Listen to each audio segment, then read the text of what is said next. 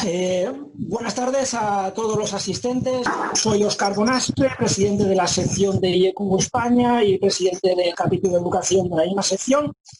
Además, pertenezco a la Universidad Miguel Hernández desde el mismo año de su creación, en el año 1997. Bueno, este ciclo de webinar es organizado conjuntamente por el capítulo de educación de la sección española del IECUBO, de la IEEE, como se conoce en Sudamérica, y por la AENUI, que es la Asociación de Enseñantes Universitarios de la Informática. Este ciclo se impartirá en 3 webinars. El primero se inicia hoy y habrán 2 más durante el mes de julio. El objetivo es tratar experiencias de docencia universitaria durante el periodo de alarma COVID de marzo a junio del 2020. A continuación, permitidme introducir a los ponentes, aunque os invito a leer sus biografías extendidas en el anuncio del webinar. Para hoy, cuando consideres, puedes comenzar. Bueno, como ha comentado Óscar, esto forma parte de un ciclo que hemos organizado conjuntamente en IECUBO, que se titula Inmunizando la docencia universitaria. En concreto, hay varias sesiones, 3 programadas antes del verano y después del verano, si tiene éxito, continuaremos. Esta primera está dedicada a las lecciones aprendidas durante la pandemia, el diseño de la docencia, y en concreto yo voy a hablaros de docencia universitaria, de digitalizar lo diseñado a diseñar para lo digital, diseñar para la incertidumbre. Entonces, si os preguntáis de qué voy a hablar de docencia universitaria. Docencia en universidad porque es donde doy clases, pero yo creo que casi todo o mucho es extrapolable a cualquier nivel de educación. ¿Pero de qué voy a hablaros? Fundamentalmente, si veis, la palabra que más se repite es de diseño. Voy a hablar de diseño.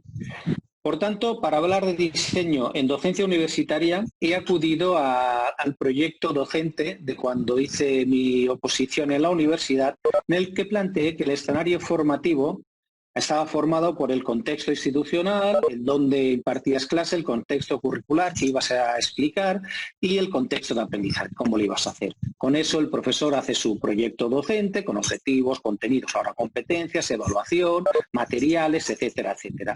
Pero después todos sabemos que la realidad educativa es otra, distinta. Cuando vas a la clase, los alumnos, todos sabemos que no es lo mismo explicar una clase hoy que mañana, aunque digas lo mismo y sea lo mismo.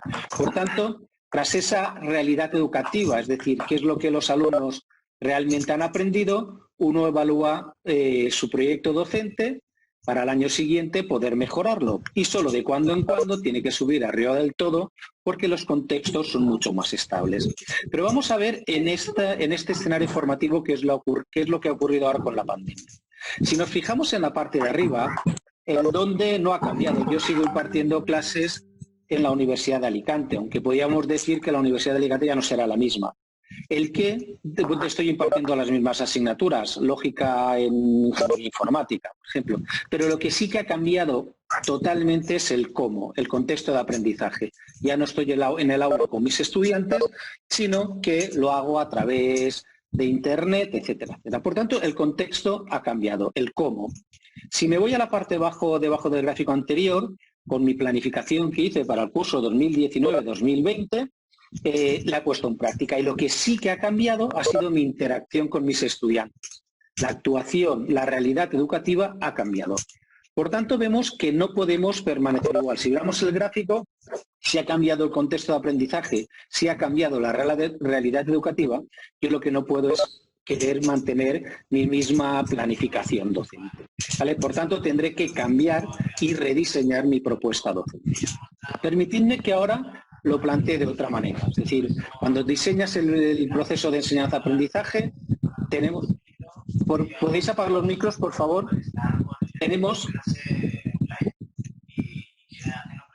¿Podéis apagar el micrófono? Tenemos objetivos, las competencias que queremos que adquieran nuestros estudiantes, las actividades que van a realizar nuestros estudiantes y la evaluación, el feedback que les damos para ver si está consiguiendo, ¿no? Pero estos 3 elementos no están aislados, están interrelacionados. Porque imaginaros que mi objetivo es prepararme para pruebas de medio fondo y las actividades que hago, como mi espacio es reducido, hago pruebas de 100 metros, pero después la competición que haré son de 2000 metros. Por tanto, no es coherente. Lo que se busca al final en todo este proceso es que haya coherencia.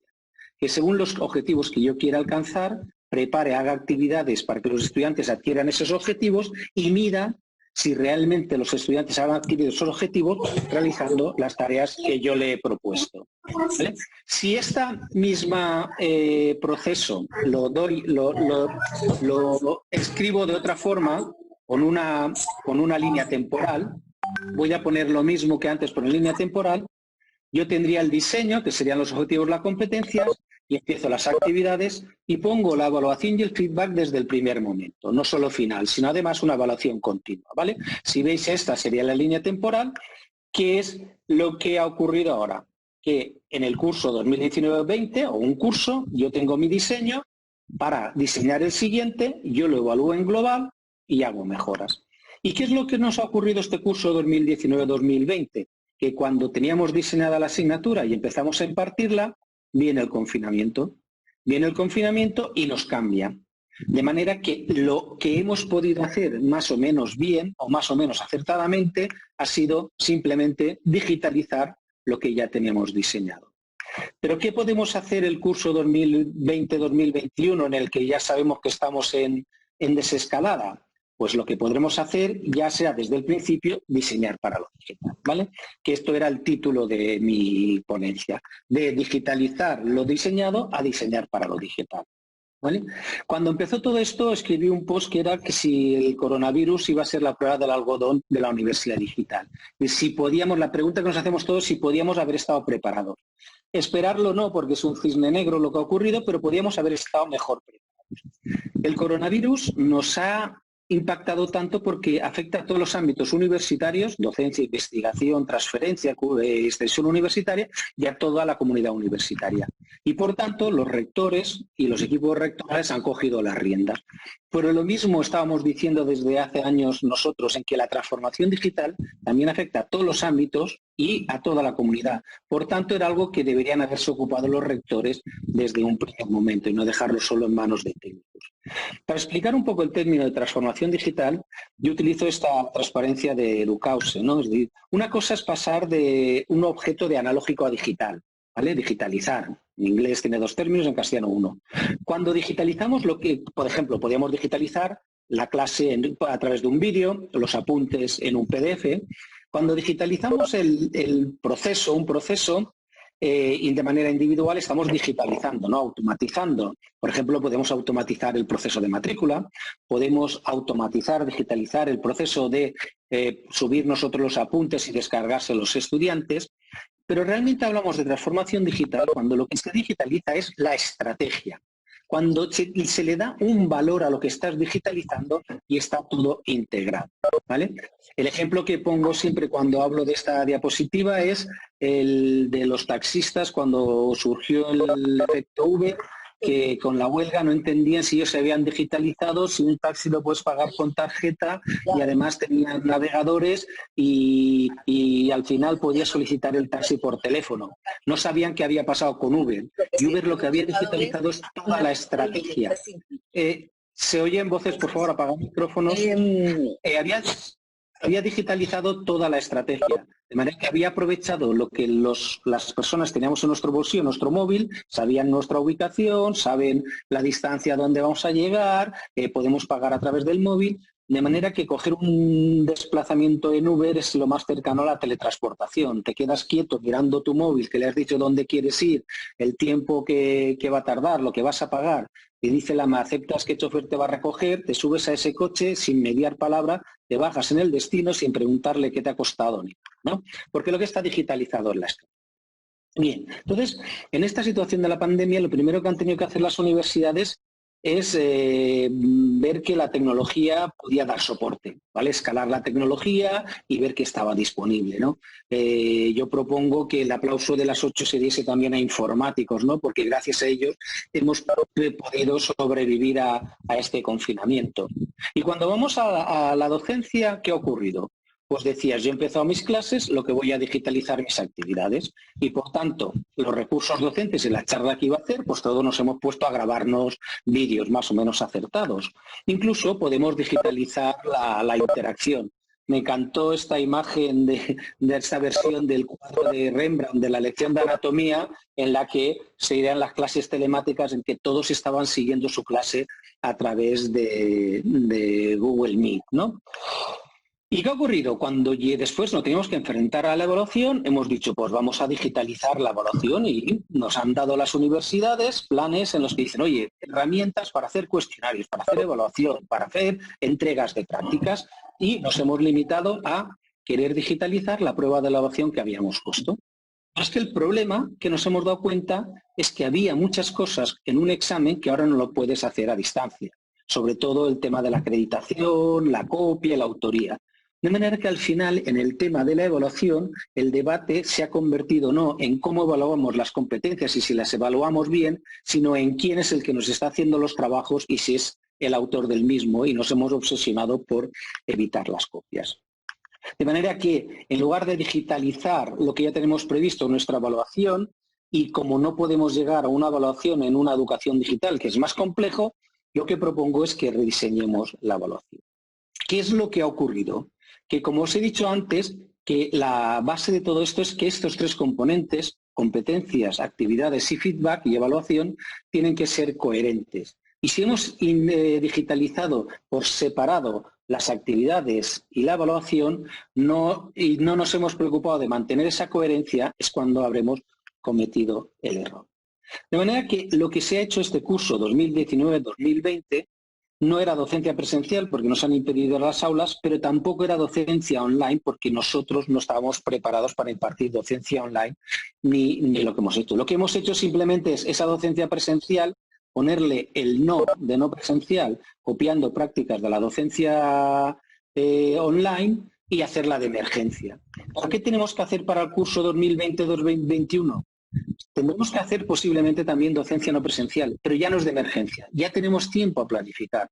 Lo que hemos podido hacer con buena voluntad para acabar este curso 2019-2020, no tenemos excusa de no hacerlo planificadamente en el curso 2020-2020.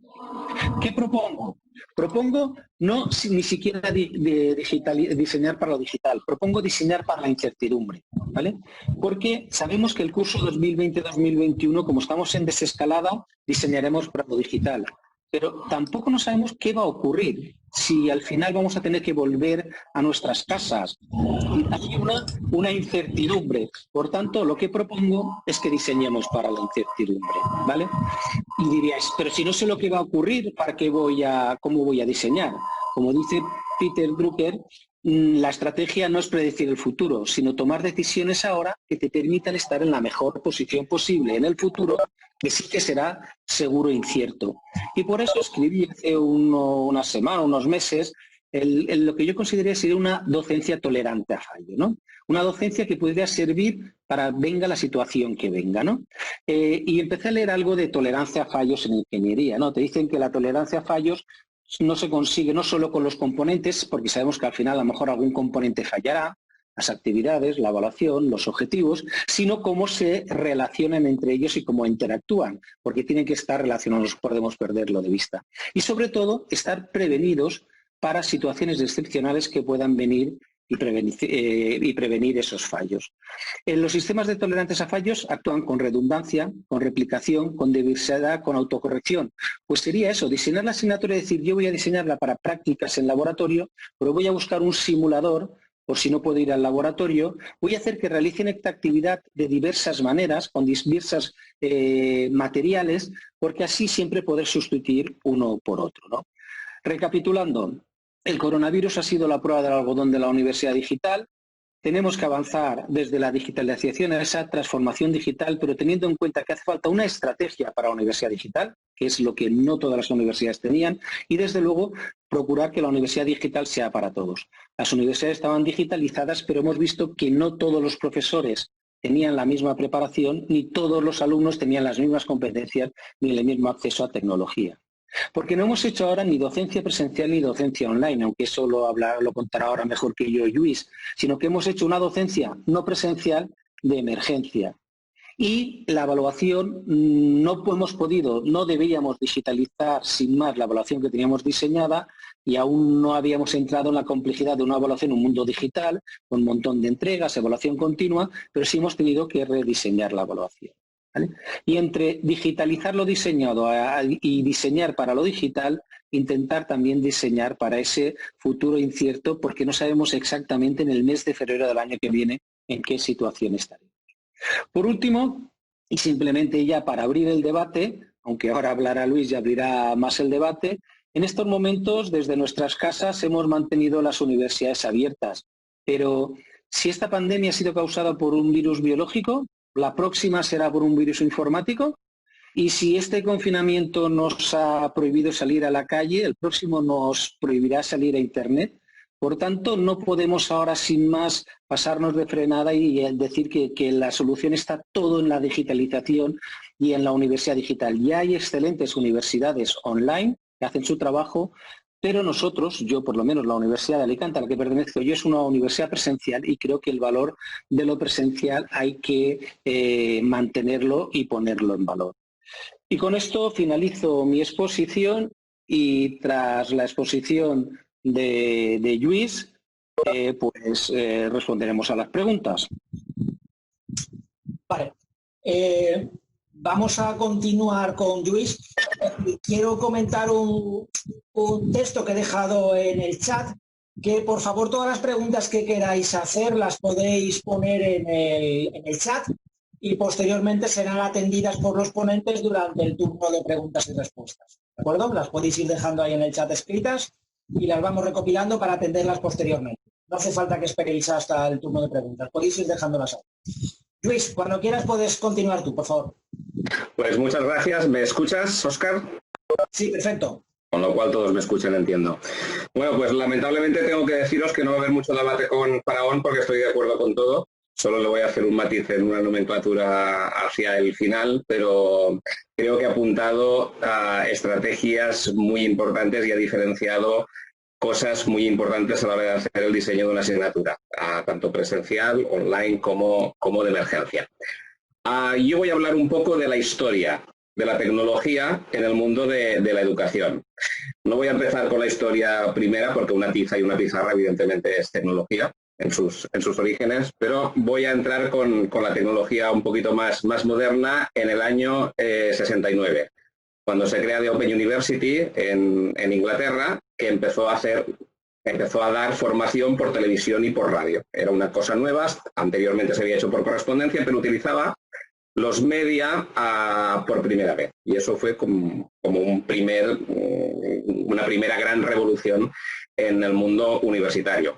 Y 3 años después, y estoy seguro de que aquí tenemos muchos amigos de la UNED, pues 3 años después apareció la UNED en España, que también pues utilizó la enseñanza por correspondencia toda la vida, pero hizo programas de televisión, hizo programas de radio, que todavía existen algunos, con lo cual pues fue un primer cambio disruptivo de una manera de enseñar tradicionalmente, aunque básicamente se hacía lo mismo, ¿verdad? Porque una clase magistral la pasaba en la tele.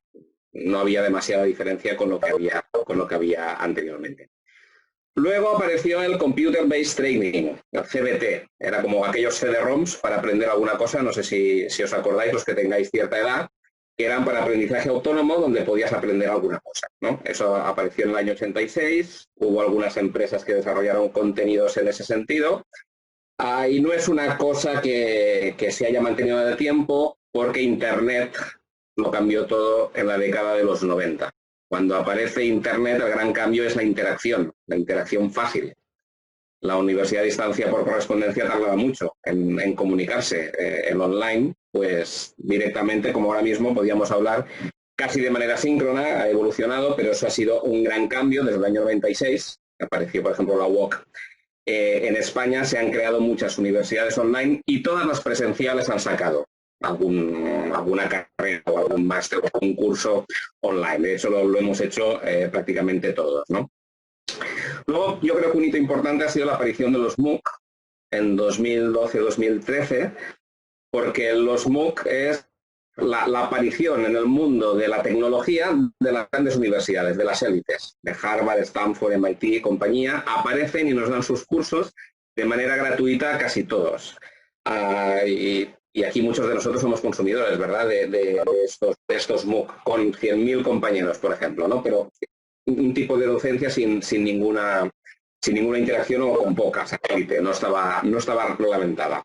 Entonces llevamos desde el año 95 que vamos evolucionando poco a poco hasta este año. Este año hemos tenido la bomba del COVID. La bomba del COVID ha obligado a cerrar los centros, con lo cual todo el mundo se ha pasado de alguna manera al online que no es online, pero al utilizar la tecnología por Internet. Y lo que quería plantear hoy es que llevamos mucho tiempo, mucha historia planificando, igual que ha dicho Faraón, ¿no? Es un proceso que durante muchos años hemos ido avanzando. Porque todo esto, ¿cómo empezó? Pues como ha dicho Faraón con el ejemplo del taxi, que me ha gustado mucho y te lo voy a copiar, ¿eh? En el año 69, cuando apareció la Open University, lo que hicimos es cambiar el formato de una cosa a otra que era igual. Es decir, la clase magistral se cambiaba por un programa de televisión o radio, pero esencialmente era lo mismo. Pues lo mismo, ¿no? Las dudas, pues en clases se hacían a mano alzada, pues se hacían por carta, por teléfono, más tarde por email, pero es lo mismo, es el concepto duda. Los exámenes, en muchos casos no han cambiado. Las universidades a distancia, la UNED, la UOC, han hecho exámenes presenciales durante mucha historia, es decir, prácticamente era lo mismo. Y las prácticas, pues las que se podían hacer desde casa también. La verdad es que era lo mismo. Entonces, realmente lo que hicimos, y yo como no sé tanto inglés como Faraón, yo lo he llamado traducir, sería el concepto de digitation que nos ha dicho él, pero es traducir lo mismo, pasar de lo presencial a lo tecnológico, pero realmente sin cambiar el paradigma educativo que tenemos. Eso ya pasó en el año 69 y durante muchos años se ha continuado igual. Pero claro, desde el 95 cambia todo, Internet. Y aparecen grupos de investigación, que muchos formamos parte y por eso nos conocemos aquí, ¿no? Que hemos avanzado en cómo utilizar la tecnología, para qué, en qué sentido. Entonces hemos pasado de unos inicios de traducir lo presencial prácticamente a incluso mejorar lo presencial o dotar a lo que se hace con tecnología de una identidad propia. Es decir, asumamos que lo online y lo presencial no es igual. Habrá cosas que serán peor en online, por ejemplo, esta charla que estoy dando sería mejor en presencial para mí, porque yo vería sus caras y vería si alguien bosteza o si no, y ahora no les veo, ahora solo veo mi PowerPoint. Pero hay otras cosas que se hacen mejor con la tecnología. Entonces ahora voy a enseñar brevemente, voy a detallarlo, voy a definir pues 7, 8 hitos que la tecnología ha provocado que le da un sentido especial al uso de la tecnología. El primero, quizá el más fácil, es el uso de simuladores, ¿verdad? Todo el mundo conoce un simulador de vuelo y estoy seguro que estamos de acuerdo en que es la mejor manera de aprender a volar sin coger un avión. O, por ejemplo, si pudiéramos tener un simulador de quirófano. Bueno, esto es mejorar la enseñanza presencial en el aula. Eso tiene un sentido de hacerlo con tecnología. Lo mismo se puede hacer con otras materias que no sean tan tecnológicas. Por ejemplo, en un MBA, en un máster de negocios, pues nosotros hacíamos películas, donde el alumno estaba dentro de la película. Iba aprendiendo a medida que la película se iba avanzando y él mismo iba construyendo su obra. Bueno, este aprendizaje guionado es una mejora de la clase, de las aulas de toda la vida, ¿no? Para mí una cosa muy importante que nos da la tecnología es la posibilidad de tener experiencias internacionales de valor. A mí una cosa que me gusta mucho es organizar trabajo en grupo, telemáticamente, y que haya un alumno de cada país, un participante de cada país. Los alumnos aprenden la materia en sí, pero además cada uno está aportando experiencias de su país, connotaciones de su país, diferencias culturales, y al final el alumno acaba sabiendo de lo que se ha matriculado, más sabiendo de la vida internacionalmente, aparte de que tiene amigos y compañeros en todo el mundo con el beneficio que eso les da, ¿no? Eso con la tecnología es más asequible que si tienes que irte a Estados Unidos a estudiar y tener allí una ONU, ¿no? Para mí es un valor muy, muy importante que da la tecnología. Quizá otro punto donde la tecnología nos ayuda muchísimo es al control. El control de lo que hacen los estudiantes Claro que se puede hacer en la enseñanza tradicional y se puede traducir. Este ejemplo que les pongo aquí es una traducción de lo que podría hacer un profesor en clase. ¿Cuántos han aprobado? ¿Cuántos no? El histograma de las notas, las estadísticas típicas que alguien puede hacer en presencial. Pero realmente eso se puede traducir, pero no nos daría nada nuevo más que más comodidad para utilizar los datos. Pero donde sí que gana y puede aportar mucho la tecnología es con el data. El Data Analytics nos da muchísimas informaciones, muchísimas ayudas que pueden suponer una mejora significativa del aprendizaje de los estudiantes. Y esto es especialmente útil cuando utilizamos un LMS, ¿no? Cuando utilizamos un Moodle, un Sakai, un Canvas. Bueno, en España casi todos utilizamos Moodle, ¿no? Si los alumnos trabajan sobre el Moodle, están descargando cantidad de datos que podríamos analizar para ayudarnos. Por ejemplo, les pongo 2 o 3. En Learning Analytics, si nosotros hacemos muchos cuestionarios tipo test, imagínense 400 preguntas, pues le podemos decir, oye, búscanos redundancias y dime realmente qué estoy evaluando. Pues bueno, a lo mejor nos dice que de estas 400 preguntas prácticamente yo estoy evaluando 3 cosas. Me está simplificando la información. Y estas 3 cosas son 3 competencias que los alumnos saben hacer. Es decir, los que son buenos en una cosa, pues trabajan bien el factor 1, los que son buenos en otra lo hacen bien el factor 2. La idea es que me puede analizar la información. No quiero entrar en más detalles, si a alguien le interesa, hay publicaciones al respecto. Otra cosa que nos permite es clasificar automáticamente a los estudiantes en función de su rendimiento en diferentes competencias o en diferentes áreas. ¿Vale? Por ejemplo, aquí ven una clase donde los estudiantes se me agrupan en 5 grupos, ¿no? Los que hacen muy bien las preguntas conceptuales, los que saben calcular bien, los que no hacen ninguna de las 2 cosas bien. Bueno, pues los estudiantes se pueden agrupar y nosotros, que como tarea podemos tener bastantes estudiantes a nuestro cargo, pues lo podemos simplificar y podemos dar cosas diferentes a grupos de estudiantes y un grupo de 100 lo podemos reducir a 5 grupos. Bueno, es una ventaja que nos puede dar la tecnología. Esto es un poco chiste, pero otra cosa que nos puede ayudar es predecir el futuro. Yo, que soy hijo de maestros, mi padre siempre me decía que el primer día de clase casi sabía la nota final que les podía decir. No sé si el primer día, pero a lo mejor al cabo de un mes, ¿no? Pues nosotros hicimos un estudio donde a partir de estadísticas, a partir de 3 meses de iniciar el curso, nosotros acertábamos la nota final del estudiante, con un error muy, muy bajo. Pues eso nos puede ayudar a prevenir el fracaso.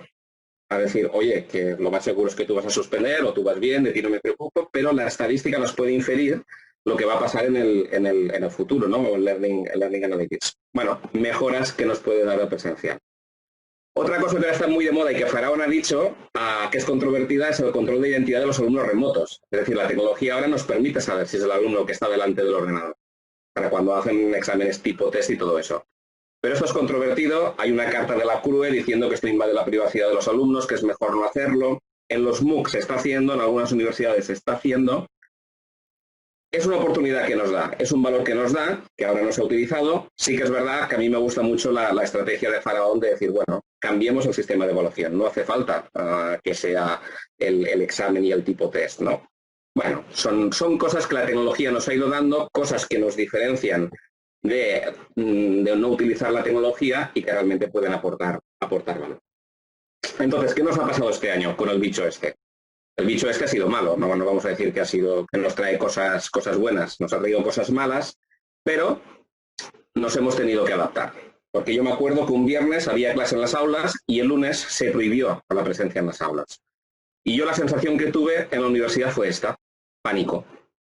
Es decir, ¿qué hacemos? Oye, que el lunes hay que hacer algo, vamos a poner Zooms, Webex, Collabores, cada uno lo que sea, que tenemos que mantener las reuniones, es decir, había un gran estrés porque tenía que sobrevivir la educación. Y esto me imagino que fue más fuerte en las privadas, ¿no? Que tienen una dependencia más grande de las matrículas. Bueno, aquí la gente hizo un enorme esfuerzo. Las universidades a nivel de la tecnología, los profesores a nivel de aceptarla, los alumnos también. La mayoría de alumnos piensan que el online es de segunda y que no tiene tanto valor. Todo el mundo ha hecho una gran labor. Los ICES, los Institutos de Ciencias de la Educación, han ayudado a mucha gente a utilizar la tecnología, pero evidentemente esto se hizo de un día para otro. Entonces, ¿qué pasó? No se podía hacer todo todo el know-how que sabemos de los años que llevamos trabajando online. Entonces, lo que se hizo es traducir. De las clases en las aulas, la mayoría de gente pasó a Zoom, Webex, Meet y hacer lo mismo conectados por Internet. Prácticamente se hizo lo mismo y si os dais cuenta, lo que se ha hecho es una traducción. Como la gente no estaba preparada, porque había unos que sí, precisamente la audiencia de hoy, muchos sí que hemos investigado en esto, pero la mayoría, la universidad no ha llegado a formar a todos los profesores, con lo cual realmente nos hemos encontrado a un esquema que es igual que el del año 69, podemos decir. ¿Y cómo se ha vivido esto?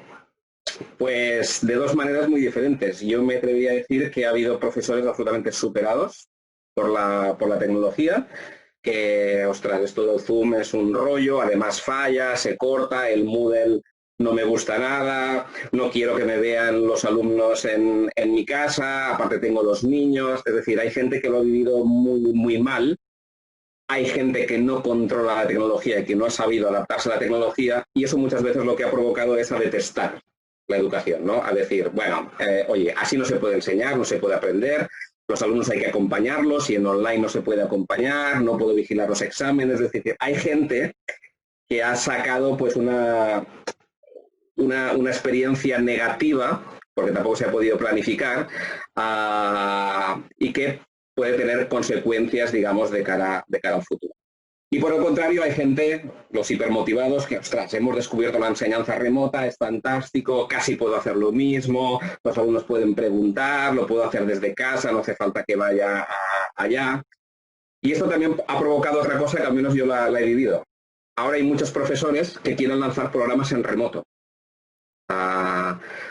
No online, digamos, utilizando el Zoom o lo que sea, pues en vez de ir a la clase magistral, pasarlo todo a remoto. Y eso también es un riesgo con el que nos encontramos ahora. Hay gente hipermotivada, pero no formada y no con suficiente experiencia en este mundo que tenemos. Entonces, y para acabar, porque quiero ser tan puntual como Faraón, quería decir que el COVID nos ha servido. A pesar de lo malo, tenemos cosas positivas que nos ha dado. Por ejemplo, que es la percepción general de que Internet es un medio donde se puede aprender. Si no todo, sí que es un medio que puede suplir de alguna manera la formación presencial. A mí no me gusta esta función sustitutiva, a mí me gusta la de mejora, pero creo que es una percepción general que ha mejorado. Por supuesto, casi todos los profesores han tenido que entrar con la tecnología, con lo cual tenemos un incremento exponencial del porcentaje de profesores que están en este mundo. Quizás sin utilizarlo bien, pero tenemos muchísima más gente. Además de eso, y habrá otros seminarios que hablarán de ese tema, hay experiencias muy buenas, como el Flipped Classroom. Hay gente que ya ha visto que la clase magistral quizá no hace falta, ¿no? Que está en Internet. Puedes ver un YouTube de algún profesor. Y que lo que hay que hacer con los alumnos es pues, trabajar constructivamente, colaborativamente. Bueno, es una experiencia que algunos profesores más avanzados han hecho y que puede ser positiva, ¿no? Yo diría que el COVID también da un empuje a la educación online, tanto en la formación continua como para el trabajo internacional, que es un valor que tiene respecto al presencial. Una cosa que quizás no sois conscientes, pero que pasa es, había muchos países donde la formación online no estaba reconocida. Si estudiabas online, ese título no valía. Todo esto lo está cambiando. Ahora los países ya han entrado en el mundo online y difícilmente sí que va a haber vuelta atrás en eso, ¿no? Otra lección aprendida es que tendríamos que haber comprado acciones de Zoom antes de la pandemia, ¿verdad? Nos habríamos hecho ricos, no sé si alguno de ustedes lo ha conseguido, yo no. Pero realmente ha sido una revolución de esta herramienta principalmente, ¿no? Pero quiero poner también algunos riesgos con los que nos encontramos después de la pandemia, ¿no? Uno es creer que pasar a remoto es inmediato y que da igual ir a clase que hacer un Zoom. Bueno, hay gente que lo piensa y esto me da un poco de reparo.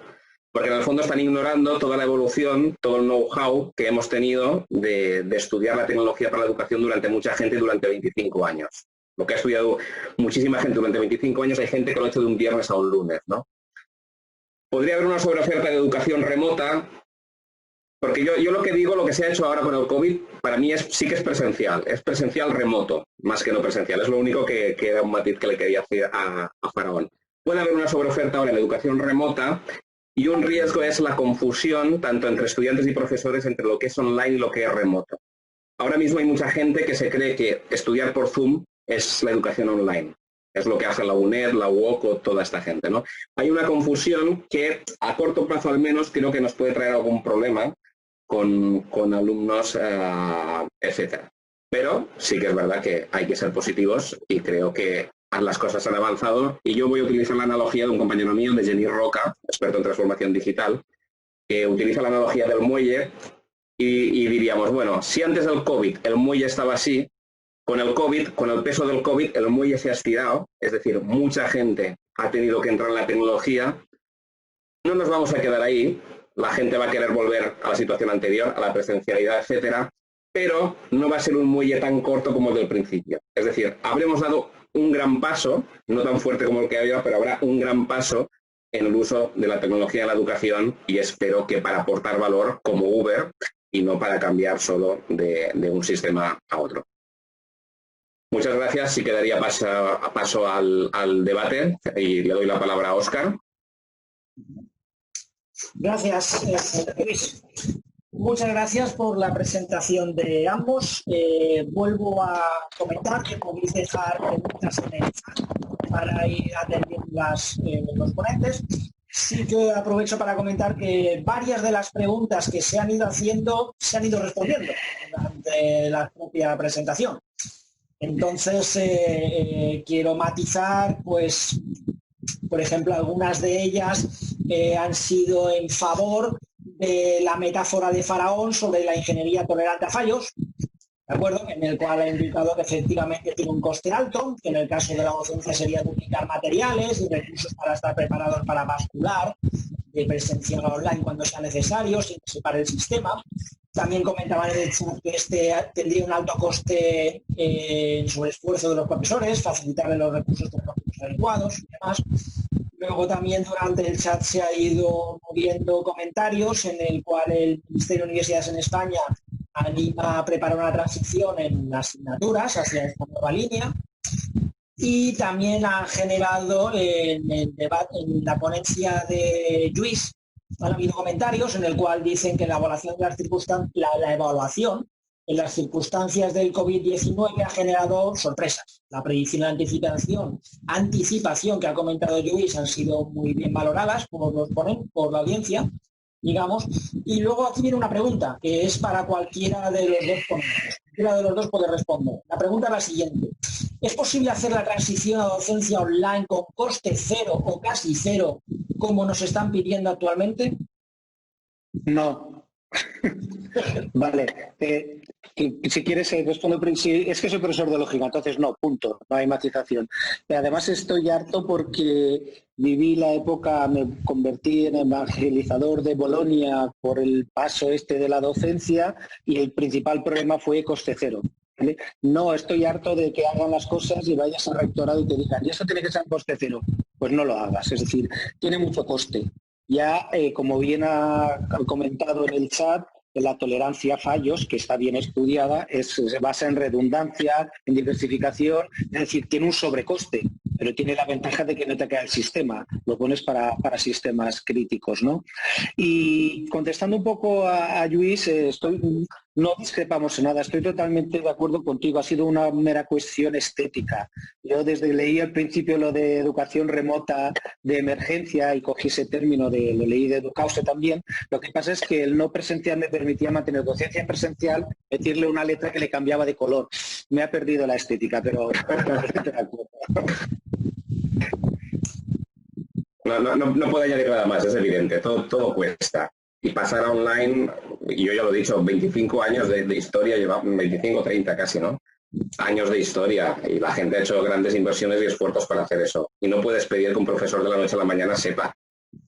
Correcto. En esa línea precisamente viene... Además, disculpa, Óscar, que hay una cosa que siempre parece que se nos olvida. A mí se me olvida, no lo tengo en la cabeza, pero en las presentaciones, como la dirijo a profesores, hay un nuevo actor que en las universidades presenciales deberíamos tener, que son toda la parte de especialistas técnicos que nos ayudan a convertir en materiales digitales y que ayudan a los profesores a hacer unos buenos contenidos digitales. Que esas plantillas en las universidades por lo menos públicas presenciales no tenemos, y es un perfil que la docencia online lo tiene muy claro. Está el profesor, pero está el creador de contenidos, ¿no? O el apoyo, los técnicos de apoyo a la creación de contenido. Disculpa, ya está. Vale. Bueno, hay una pregunta más en el chat para cualquiera de los dos ponentes, como indican, y es la siguiente. ¿Podéis poner ejemplos lo más concretos posibles del valor añadido que lo presencial puede dar al online? ¿Y qué porcentaje de clases antes del confinamiento pensáis que estaban realmente aportando ese valor añadido? Vale, yo en cuanto a valor añadido diferenciaría el valor que te da la clase, la asignatura y el valor que te da la universidad. En cuanto al valor añadido que te da la universidad, si quieres llamo a mi hijo que está preparando la selectividad y está frustrado de ver que el año que viene, que se había hecho la idea de irse a vivir a Alicante con vida propia y una vida universitaria, no la va a poder tener porque estará aquí en casa con su padre dándole la tabarra y todo esto, ¿no? Por tanto, el entorno universitario, el campus universitario, la cafetería de las universidades, la biblioteca, ya es un valor añadido de la universidad presencial. Las relaciones, el conocer a estudiantes de otras poblaciones, el extender su red social, eso ya es un valor. Y por tanto, sí, aquellas clases que eran a lo mejor decir una lección, aquellos profesores que se limitaban a transferir conocimientos no aportaban valor, ¿vale? Y podrían ser sustituidos. Aquellos profesores que eran motivadores a sus estudiantes y que hacían la pregunta adecuada en el momento o que les hacían generarse preguntas, sí que estaban aportando valor. Yo siempre digo una frase cuando hablo de inteligencia artificial, de enseñanza personalizada, lo que harán las máquinas, me dicen, ¿y eso sustituirá a los profesores? Yo digo que aquel profesor que pueda ser sustituido por una máquina que lo haga ya, no esperemos más tiempo. Correcto. Bueno, precisamente en esa línea venían otras preguntas en el chat. Precisamente había una que decía qué opináis sobre el modo dual, es decir, la docencia presencial con transmisión en tiempo real y si es un despropósito desde el punto de vista docente. Esta me la quedo yo. Cuento una anécdota personal. Yo he dicho al principio que soy máster en e-learning, yo lo hice en 2003, creo. Y en aquel momento era el sistema que había, es decir, era presencial, pero se grababan las clases y se podían ver online. Nosotros aguantamos 2 meses con ese sistema, es decir, a partir del segundo mes dijimos no vamos a ver ni un vídeo más. Es decir, la calidad que puedes tener de los vídeos grabados en una clase, a menos que hagas una gran inversión, va a ser menor, pero aparte tienes el problema del profesor. Cuando tú estás con una gente cercana y una gente remota, hay una tendencia natural a centrarte más en la gente cercana, o al menos lo que pasa estadísticamente, con lo cual yo lo desaconsejo totalmente. Es decir, o gente donde todo el mundo sea remoto o en clase, pero esta mezcla de cerca lejos crea también una sensación en los estudiantes de ser de primera y de segunda, con lo cual yo sí que lo desaconsejo. Yo totalmente no entiendo quién es esa ocurrencia la ha diseñado un ingeniero por temas de logística, pero no desde el punto de vista pedagógico.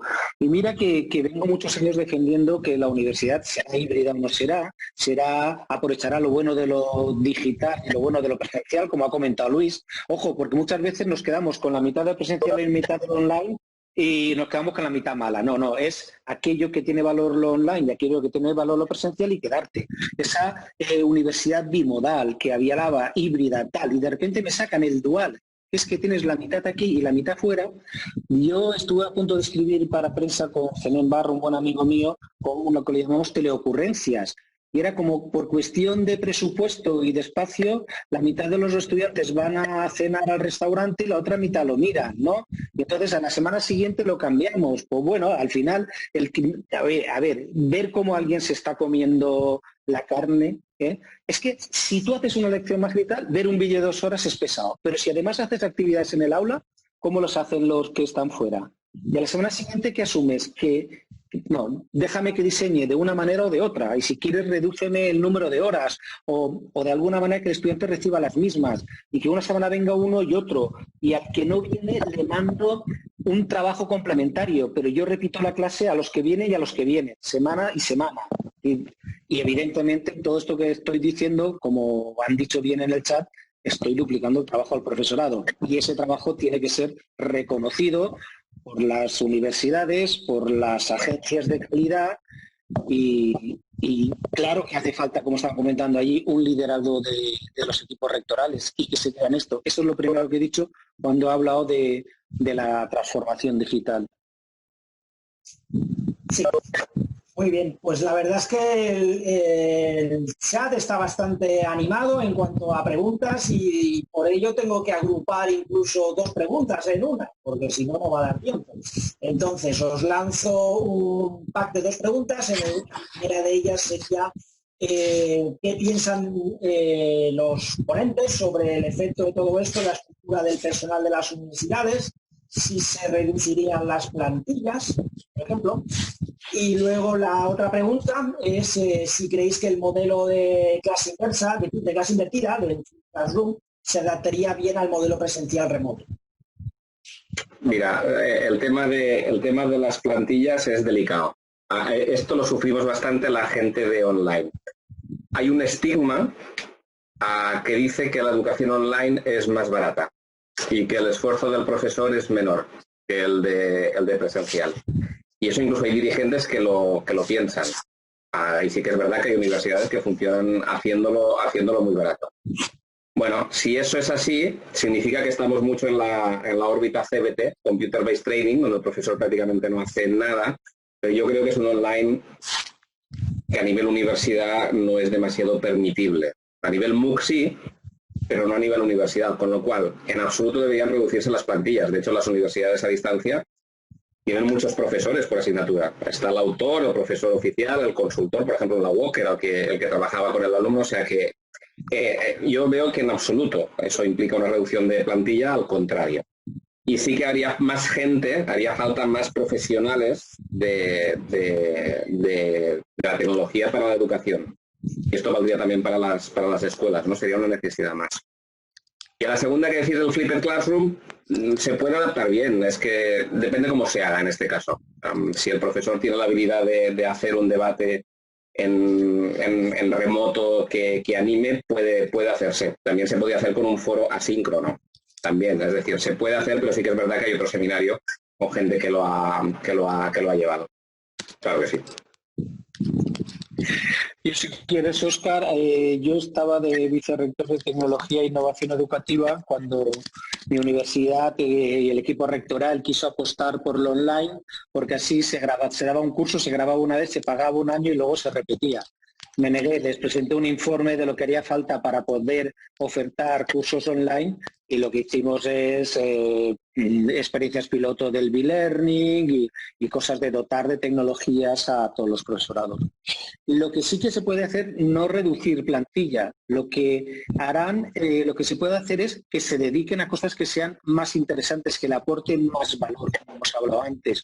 Yo no prescindiría, no sería para reducir plantilla, sino para dar un trato más personalizado al estudiante, para acompañarlo mejor y sí que eliminaría aquellos que son horas de trabajo repetitivo, ¿no?